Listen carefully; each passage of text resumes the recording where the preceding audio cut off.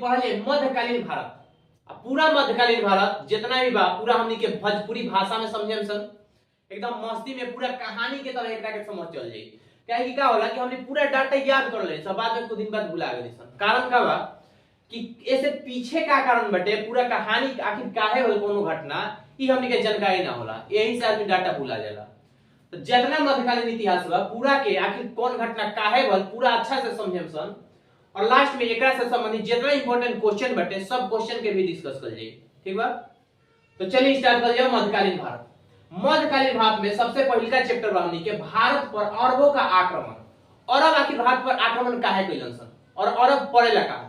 तो सबसे पहले देखल जाओ कि भारत की स्थिति ई बटे, और हई वाला इलाका पाकिस्तानी वाला इलाका जो कि अभी वर्तमान स्थिति पाकिस्तान के बा, लेकिन उस समय कहल जात रहे एकरा के सिंध, ई भारत के ही हिस्सा रहे सिंध वाला इलाका। और थोड़ा सा और हेने हटल जाओ तो हेजे बाटे भारत, हेजे बाटे अरब, अरब से नीचे पहला दक्षिण अफ्रीका। समझ में आ गल? भारत वर्तमान में स्थिति पाकिस्तान, एकरा के पहले कहल जात रहे सिंध, और थोड़ा सा हेने हटल जाए तो हेने ही बाटे अरब। अरब सब जबकि वो जाके मुस्लिम ज्यादा रहलन सन, एकनी भारत पर आए रहलन सन 711 में। 711 में दू गो व्यक्ति आ रहे, एगो के नाम रहे अब्दुल्ला और एगो बुदैल। ई दू गो व्यक्ति अइलन सन, एकनी के उद्देश्य रहे भारत में जाके धन लूटी, दौलत लूटी, और साथ साथ भारत पर मुस्लिम धर्म के प्रचार करी। एकनी के मेन उद्देश्य ये रहे। लेकिन वही समय सिंध के राजा रहे राजा दाहिर, जो कि राजा चच के बेटा रहे। चच एक ब्राह्मण था, तो ब्राह्मण मतलब हिंदू शासक रहे राजा दाहिर। राजा दाहिर का कइलक ई दोनों जने के मार के बड़ी मार मरलस, मार के भगा देलस। ठीक, ई लोग चल गए, फिर दोबारा आवे के हिम्मत ना कइलक। यही समय कुछ दिन बाद 712 ईस्वी के बात बटे, सिंध प्रांत में एगो देवलपोर्ट बटे। देवलपोर्ट में एगो जात रहे जहाज रहे अरब के सुल्तान अल हजाज के। अरब के एगो राजा रहे, मतलब वो जात सुल्तान, ओकर नाम रहे अल हजाज। एकरे जहाज जात रही है पोर्ट से होते हुए देवलपोर्ट से। सिंध के राजा दाहिर देखलक कि भाई बिना हमरा परमिशन के ई काहे जाता जहाज। ई का कइलक कि पोर्ट सहित जितना में व्यक्ति रहे आ धन रहे सब नहीं जाने के कब्जा में अपना कर लेलक। ई बात पता चलता अल हजाज के। अल हजाज खिसिया गल, खिसिया के पहिलका तो इनका के कहलस कि दाहिर भाई हमरा के तू जितना पोर्ट ले ले, माने जहाज बा चाहे हमर व्यक्ति बा पूरा हमरा के लौटा दस, ना तो बहुत बड़का नुकसान सहे के पड़ी। ई दाहिर सोचलक कि अभी कुछ दिन पहले एक निये में से दुगरा के मार के भगैले रही, ई होई त एकरो के मार के भगा। ई सोच के इग्नोर कर देलक, कुछो ना देलक। फिर अल हजाज खिसिया के अपन एगो सेनापति रहे जना के नाम रहे मोहम्मद बिन कासिम। मोहम्मद बिन कासिम के भेजलस कि जाके दाहिर के पराजित करके अब जितना हमनी के सामान में पूरा लूट के लेके आवे के बा। मोहम्मद बिन कासिम का कइलक ई बस इतना ही कहले कि हमर पूरा सामान आवे के चाहिए। मोहम्मद बिन कासिम आए आ खैबर दर्रा से पार करते हुए, खैबर दर्रा ई पार करते हुए भारत में प्रवेश कइलक। आ प्रवेश करके सिंध के राजा दाहिर के पराजित कर लेलक। ई कइले कब रहे तो 712 ईस्वी में। आइल अच्छा से इनका के पराजित कइलक आ पूरा धन दौलत लूट लेलक। यहाँ तक कि जाके जितना भी औरत लोग रहे, मतलब कि जितना लोग रहे जाके बहुत ज्यादा प्रताड़ित कइलक। यहाँ तक कि दाहिर के जो दूगो बेटी रही सन, बेटी के नाम है सूर्यमिला, एगो के नाम रहे परिमिला। दोनों जने के बंदी बना लेला, सब बंदी बना के लेके जाके अल हजाज के दे देले रहे। समझ में आ गया यहाँ तक?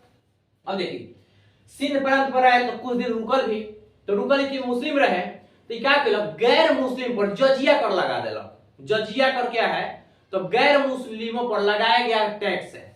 कि बोला कि मतलब कहले रहे कि भाई हम बनी मुस्लिम आओ लोग मुस्लिम यही हमारा पास नहीं रह सकत, हमारा इलाका ई सोचत रहे भाई हमारा इलाका हो गल।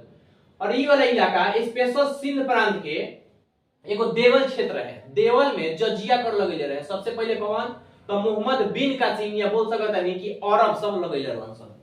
और साथ साथ ई जे एगो सिक्का जारी कइले रहे सोना के सिक्का, जरा के कहल जात रहे दिरहम। समझ में आ गइल जा तक? अब देखिए एकनी के मेन उद्देश्य का रहे भारत में आवे के, तो सबसे पहला उद्देश्य रहे भारत में आके धन दौलत लूटी और साथ साथ इस्लाम धर्म के प्रचार करी। ऐसे इस्लाम धर्म स्पेशल पढ़े के हमनी के मुस्लिम धर्म से संबंधित बटी काहे कहले इस्लाम धर्म कहां से शुरुआत भइल है। एजा बस याद करे के हमनी के अरब से संबंधित। अभी समझ गए निशन कि अरब आए रहे 711 में, दू गोरा आइलन सन, दोनों गोरा के मार के भगा दिया है। लेकिन 712 में मोहम्मद बिन कासिम आए रहे और भारत पर सफल आक्रमण के लिए रहे। सफल मतलब अच्छा से आए ले जाके पूरा लोग के पराजित करके चल गए धन दौलत लूट के। ठीक है, जैसे दूगो क्वेश्चन बनेला। सबसे पहला क्वेश्चन कि भारत पर अरबों का आक्रमण कब हुआ था, तो 711 में। अब भारत पर अरबों का सफल आक्रमण कब हुआ था, तो 712 में। और किसके समय में हुआ था, तो मोहम्मद बिन कासिम के समय में हुआ। और अरबों का आक्रमण जब हुआ था मोहम्मद बिन कासिम का, उस समय सिंध प्रांत का राजा कौन था, तो राजा दाहिर था, जो कि हिंदू शासक था। तो इसे क्वेश्चन पूछल जाए। अब इस सब के बारे में हमनी के जानकारी कहां से मिलला, तो जानकारी खातिर एगो पुस्तक बाटे, यानी कि फारसी ग्रंथ जनक नाम है चचनामा। और चचनामा के लेखक बा अली अहमद। चचनामा के लेखक अली अहमद। अब देखिए, अभी हम समझनी सन कि भारत में आए रहे। अब आए तो कुछ न कुछ प्रभाव पड़ल हुई, काहे कि बहुत दिन रुक रहे। तो का प्रभाव पड़ल, सबसे पहले का कि पहली बार भारत में इस्लाम धर्म के प्रवेश, इस्लाम आए रहे एक और भारत में इस्लाम धर्म के प्रवेश कर दिलन सन। दूसरा, हई वाले इलाका में हमनी के बहुत रहे सिंधु नदी, एकनी के सिंधु कहीं ना आवे, स्व के बोलो से ह, तो सिंधु के हिंदू हिंदू करते करते जब शब्द यूज कर दिलन सन हिंदू। और हिंदुस्तान यही जैसे वर्ड यूज हो गए रहे, तो हिंद या हिंदू शब्द का प्रयोग स्टार्ट हुआ। और अरब पूरा बटे उन्हें रेगिस्तान वाला इलाका, और रेगिस्तान जहां भी हुई ज्यादातर खजूर के खेती होला। और रेगिस्तान वाले इलाके में ज्यादातर ऊंट भी पावल जाला। तो ये दोनों के लेके अइलन सन, खजूर के खेती भी भारत में स्टार्ट हो गए रहे और ऊंट के पालन भी स्टार्ट हो गए रहे। तो ई हो गए ओकनी के कुछ मतलब प्रभाव। लेकिन मेन प्रभाव अगर देखल जाओ तो मेन प्रभाव रहे अन आक्रमणकारी खातिर ई प्रवेश एगो बन गए रहे, मतलब हई वाला इलाका एगो रास्ता खुल गए रहे। क्योंकि ज्यादातर इलाका ज्यादा माने आक्रमणकारी हई इलाका से आयल सन। कारण का बा, तो हई वाला इलाका में हमनी के बाटे हिमालय पर्वत, नीचे वाला इलाका में समुद्री मार्ग बा। तो एक एक मार्ग बा हमनी के हेने ऐसे आ सकत नहीं। अब अन आक्रमणकारी सोचे लगली कि जब अरब से माने हई वाले इलाका से इतना दूर से सिंध पर आके आ लूट के सामान चल गई मोहम्मद बिन कासिम, तो हमनी तो नजदीके बनी सन। यूरोप वाला सोचे लगल सन हम आराम से आ सकत हैं सन। इहे कारण है कि एक बाद बहुत सारा आक्रमणकारी आवे लग रहे हैं इलाका से। अभी पूरा कहानी रहला। अब ऐसे क्वेश्चन का बनी गौर से सुनिए। भारत पर मुस्लिमों का सबसे पहला आक्रमण कब हुआ, तो 711 में। भारत पर अरबों का सबसे पहला सफल आक्रमण कब हुआ, तो 712 में। किसके समय, तो मोहम्मद बिन कासिम के समय। और उस समय भारत पर राजा कौन था, यानी सिंध का राजा कौन था, तो सिंध का राजा दाहिर था। राजा दाहिर किस वंश से संबंधित था, मतलब कि कौन सा कास्ट से, तो यह हिंदू कास्ट से संबंधित था, ब्राह्मण था। यहां तक समझ गए। अब मोहम्मद बिन कासिम किस दर्रा पार करते हुए आया था, तो खैबर दर्रा को पार करते हुए आया था। सिंध पर आक्रमण कब किया था, तो 712 ईस्वी में किया था। उस समय राजा दाहिर का शासन था। और राजा दाहिर की दो पुत्र बेटी थी, जिसका नाम था सुरमिला और परिमिला। इन दोनों को पकड़ कर लेकर चला गया था।